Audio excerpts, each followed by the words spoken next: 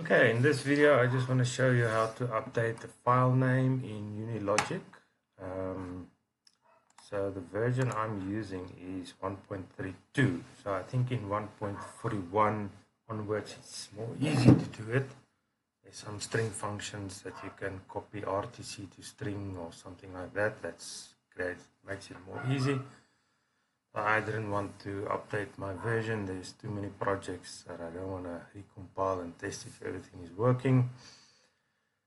So basically, when you have a file that you want to write to a SD card and you want the file to contain dates, months, hours, minutes, and that needs to update. Basically, every time you create a file, you will use the following method in this version.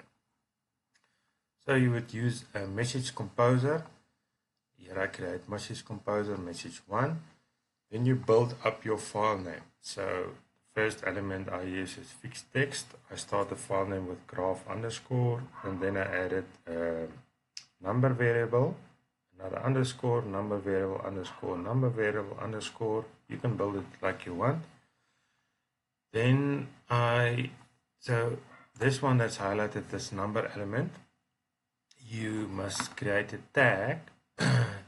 Data tag link, so it links to this tag. So this one I called file month underscore. The next one will be file day underscore file hour underscore file minute. That's how I made it. So remember, don't create this tags directly to RTC. That will not work. So you have to create your own global tags.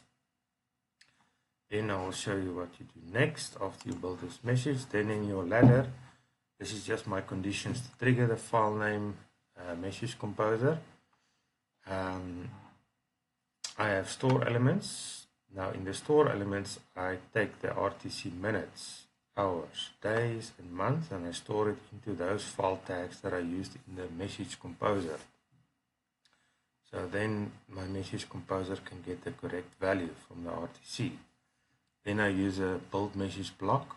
This path here is basically going to the message 1. And then you have a message buffer. This one was an array. Make the array big enough to contain all the string elements that you have here. And then a tag with length. This one, I think I also made it 32, but once the rang run, this one goes to the length of your string anyway. And then you copy buffer to tag. You use this message buffer. Start from the first element 0 up to the length. And then you store it inside a tag. So there you can see the graph, month, day, hour, minute. And then you store string. You take the final file name and you store it into. So in my case, I had a data sampler that keeps track of trends creates a graph of running trends.